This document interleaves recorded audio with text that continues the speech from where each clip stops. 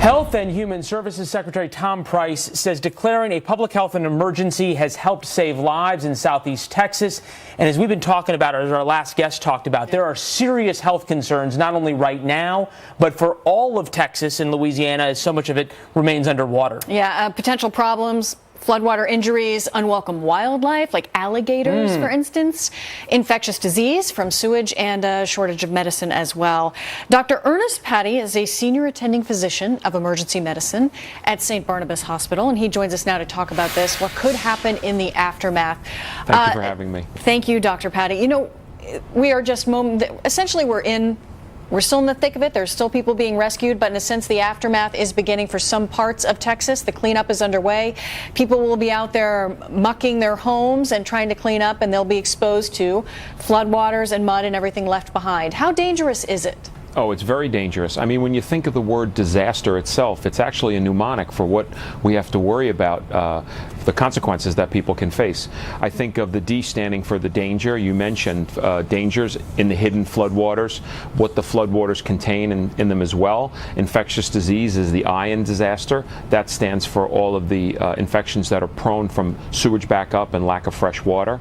S can be for shortages in medicine, proper food, fresh drinking water. A stands for access or lack of it, and that's because the roads and the bridges and most of the transportation systems have been bumped out.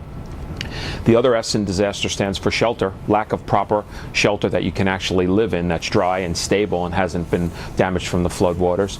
T stands for the trauma. And by trauma, I don't mean just the physical trauma that people have endured. We have to think of the mental health issues that are going to be short-term as well as long-term.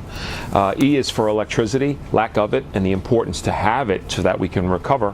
And R stands for our rescue, recovery, and our restoration to normalcy at some point.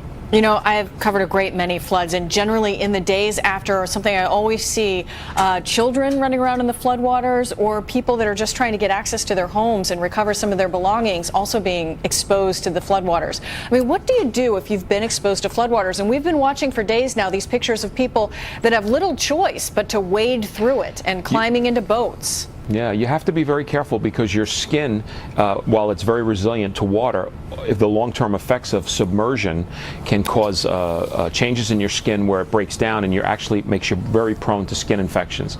Plus, the water you're in is not fresh and clean. It's probably contaminated with both chemicals as well as sewage and other debris.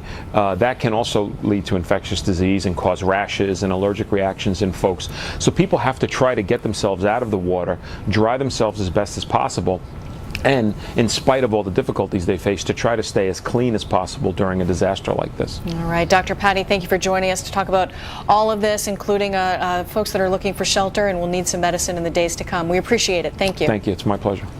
Gives you a sense of the dangers the volunteers faced as they ran headlong in their boats to go and try and save people. Some dangerous times down there. Vice President